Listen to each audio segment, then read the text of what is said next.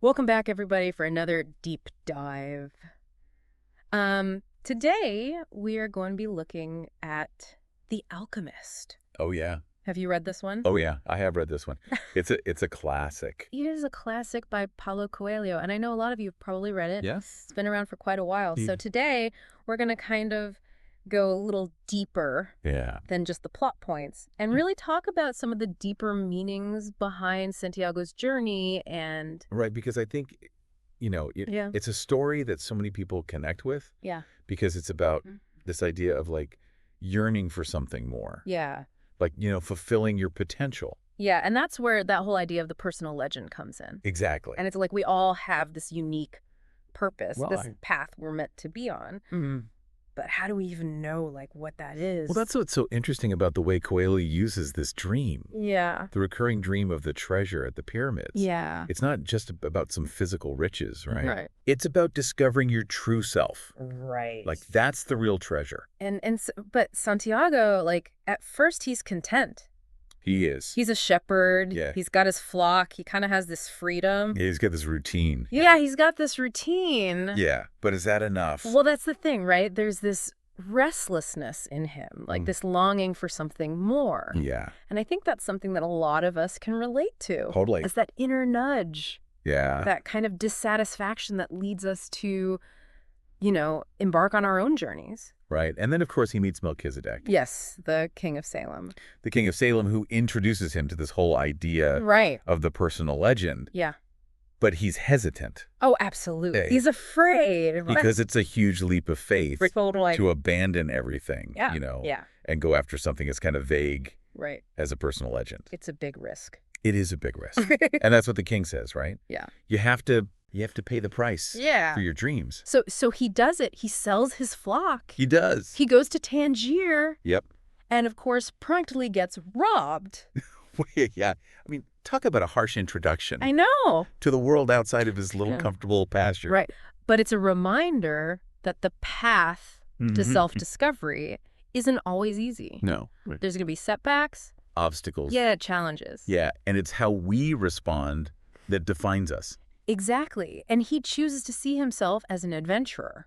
Yeah. Right? Not a victim. Not a victim. And that's huge. It is. It's about taking ownership of your journey, even when things go wrong.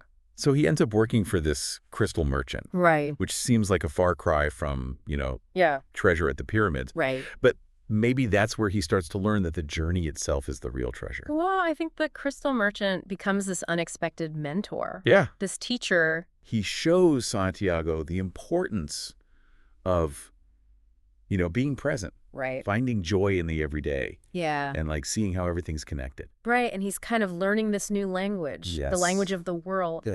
Language of omens. The language of omens. Yeah. And he's starting to see the world differently.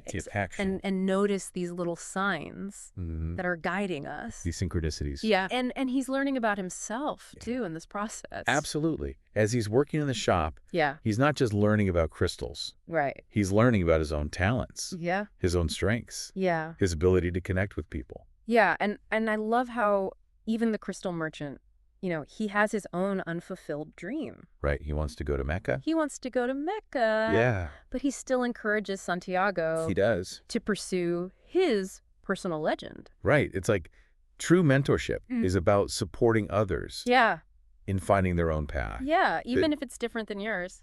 Exactly. But even when he's finding success and he's kind of feeling a sense of belonging in Tangier, he knows it's time to move on. Yeah, he gets that feeling. Yeah. That pull. Omens keep calling him back. Yes, the call of the personal legend. You can't silence it. Yeah. So he joins this caravan across the Sahara. Oh, boy. I know. Right. Yeah, that's going to take him way outside his comfort zone. Way outside his comfort zone. And that's where he meets the Englishman. Yes. Who's also searching. Also on a quest. Yeah. Looking for the alchemist. Yeah. And it's interesting how their approaches are so different. Yes. The Englishman is very intellectual. Yeah. Right? He's all about books and knowledge. Yeah, he's about the knowledge. Yes. Whereas Santiago's learning through experience. Yeah, through direct experience, through his interactions with the world. Yeah. Both paths are valuable. Yeah. But it's the integration of the two that leads to true wisdom. And as they're, going across this vast desert, Santiago's awareness of this universal language. Right. The language of the soul of the world, it keeps growing stronger. It does. It's like he's not just seeing the omens anymore. He's understanding them. He's understanding their meaning. Yeah. He's really listening to the whispers of the desert, feeling that interconnectedness. Yes. Trusting his intuition. It's like an awakening. It is. He's shedding these old beliefs. Yeah. Embracing a new way of seeing the world. He's becoming an alchemist. Yes, he is. In his own right. Yes. Yeah, and transforming his perception of reality and himself. Yeah. But the desert is full of challenges. Oh, yeah. Physical and emotional. Lots of trials. Yeah, and that's when his character is truly tested. Right. Because the journey to the pyramids, it's not just about reaching a destination. It's about the transformation that happens along the way. Along the way and up ahead lies this oasis. Oh, yes. This place of rest. Of a haven and some unexpected encounters. Indeed. But we're going to have to wait for part 2 to explore what unfolds there. Absolutely. So we left off with Santiago approaching this oasis. Yes. This haven in the middle of the desert. It's more than just a physical refuge, though, isn't it? Right. It's like a symbol of those moments of peace and clarity we find on our own journeys. Yeah, and it's here that he meets Fatima. Yes, Fatima. And their connection really adds another layer to this whole idea of the personal legend. It does. And love is so sudden and so intense. It is. It makes you wonder, can true love really blossom that quickly? Well, Coelho seems to suggest that it can. Yeah. There's this sense that they recognize something in each other. Right. A shared understanding that goes beyond words. Yeah, like their souls are speaking the same language. Exactly. The language of the world. But their meeting also raises this really tough question. Yeah. Can love and the pursuit of your personal legend really coexist? That's the challenge Santiago faces. And Fatima, in her wisdom, she encourages him to continue his journey. Even though it means leaving her behind. Even though it means leaving her behind. Yeah. She understands that his growth, his fulfillment, ultimately benefits them both. That's a powerful kind of love. It is. One that doesn't try to possess or hold back. Right. It's like that saying, if you love something, set it free. Exactly. And it's at this pivotal moment that the alchemist himself appears. Yes, drawn to the oasis, just as Santiago was. Yeah, as if like the universe is conspiring to bring them together. Right. Up until this point, the alchemist has been this legendary, almost mythical figure. Yes, shrouded in mystery. What's he actually like? He's a man of few words, but profound wisdom. So he does live up to the hype. Oh, yes. He sees the potential in Santiago. Yeah. And guides him through these trials and lessons. Like what kind of lessons? Well, one of the most striking is when he transforms lead into gold. Okay, but why do that, if not for wealth? I mean, what's the point? The gold is a metaphor. It represents the transformation that happens within. Okay. When we align with our personal legend. So the real alchemy is happening inside Santiago. Precisely.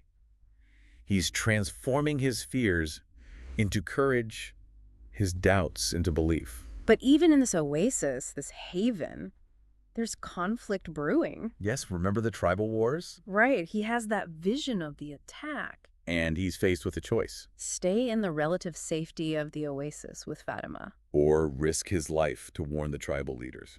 This is where we really see how much he's grown. Yes, because he chooses to act. To use his gift to help others, even if it means putting himself in danger. It shows his commitment to his personal legend. It's a reminder that following our personal legend isn't about selfish ambition. Right. It's about aligning ourselves with a purpose that serves the greater good. But warning them doesn't stop the conflict. No, the oasis is attacked. And Santiago's right in the middle of it. This is where those earlier lessons from the alchemist about fear and the power of the soul of the world, they really come into play. Yeah. So how does he navigate this life or death situation? Well, he's captured. Oh, no. And facing execution. What? He's given one chance to save himself. What does he do? It's a moment of ultimate surrender. Okay. Where he has to fully trust in everything he's learned. Does he fight his way out? He does something far more extraordinary. What? He remembers the alchemist's teachings. Yeah. And he taps into the very essence of the desert. The wind. The wind. He becomes one with it. Wait, he transforms into the wind? It's a moment of pure alchemy. Okay. Where his inner transformation manifests as this outward, almost magical ability. So through surrender and trust, he saves himself. Yes, and awes the tribal chiefs. Showing the true power of the alchemist's teachings. Exactly. But his journey's not over. Right. He still has to go to the pyramids. He does. but he has to say goodbye to Phasma. Oh, man, that must have been hard. It was a poignant reminder of the sacrifices, Yeah. sometimes required on the path to fulfilling your personal legend. To find such a deep connection and then have to leave it behind. But their parting underscores the complexities of life. I guess so. And Fatima, she's wise. Yeah. She understands that their love is strong enough to withstand this separation. She has faith that they'll find their way back to each other. If it's meant to be. It's a bittersweet moment. It is. Full of sorrow and hope. And as Santiago continues his journey, he carries Fatima's love and the alchemist's wisdom with him. He's not the same shepherd who left his flock behind. No. He's been transformed by his experiences. His heart is open to the mysteries that lie ahead. But the question remains. What awaits him at the pyramids? We'll find out in the final part of our deep dive. So Santiago, he's faced all these challenges. He's learned from some incredible mentors and transformed himself in ways he couldn't have imagined. It's been quite a journey. It has. He's finally reached the pyramids, the destination of his dreams. Right, the place where it all leads. What happens next? Does he find the treasure? Well, this is where Coelho kind of takes us in this unexpected direction. You see, the culmination of Santiago's journey isn't about unearthing a chest full of gold and jewels. So what happens when he starts digging? He finds nothing. Nothing. Nothing. He digs and digs, driven by, the memory of his dream. Yeah. But the treasure is nowhere to be found. Man, that must be so disappointing. Oh, absolutely.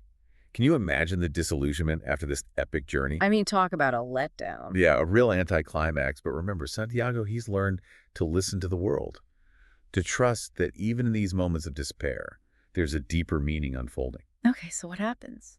He encounters this group of refugees who are fleeing the tribal wars. Refugees, what do they have to do with Santiago's quest for treasure?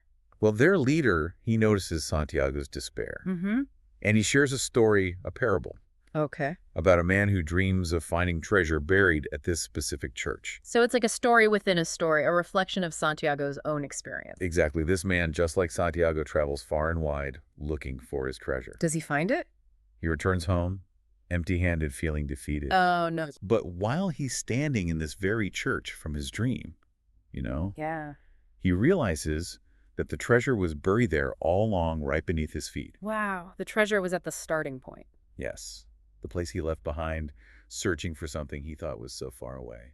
What does this do for Santiago? It's a moment of profound realization for him.